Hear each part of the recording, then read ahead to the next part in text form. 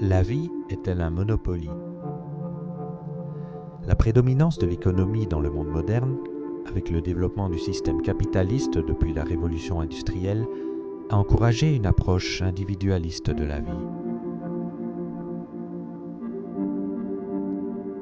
Aujourd'hui, pour beaucoup d'entre nous, la vie ressemble à une partie de Monopoly, où nous devons accumuler un maximum de richesses au détriment des autres joueurs, sous peine de terminer à la rue ou en prison. Dans un tel contexte, le plus étonnant est que l'on s'étonne de voir fleurir des mouvements politiques qui prônent des idées nationalistes et de repli sur soi. En effet, les valeurs qu'ils défendent semblent bien constituer de solides atouts dans une vaste partie de Monopoly. Souveraineté, défense des intérêts particuliers, sécurité. Pourtant, que se passerait-il si l'on continuait dans cette voie jusqu'au bout? Le Monopoly n'est qu'un jeu qui engendre un seul gagnant, et plusieurs perdants, parfois de mauvais perdants. Mais quelles sont les conséquences dans la vie réelle d'une course à la richesse au détriment de tous les adversaires? Elle suscite des sentiments d'insatisfaction, de jalousie, d'envie, d'injustice.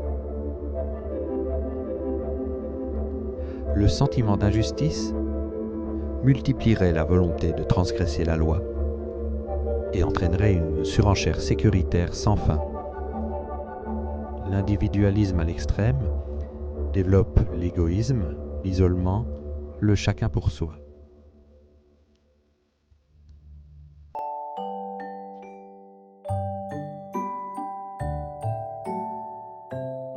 Mais il existe d'autres voies, heureusement.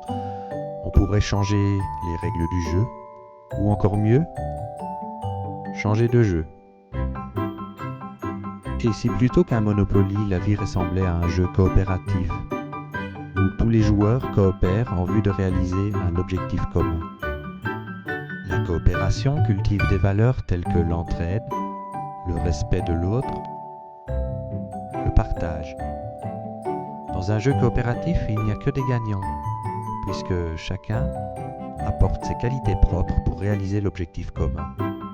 Un projet de société fondé sur la coopération peut sembler utopique. Pourtant, si une majorité d'entre nous parvenait à prendre conscience de ces avantages, il pourrait bien devenir une réalité. Le plus difficile est de se détacher d'un individualisme illusoire, mais bien ancré, pour promouvoir les valeurs de l'altruisme. Mais nous en reparlerons dans une autre vidéo.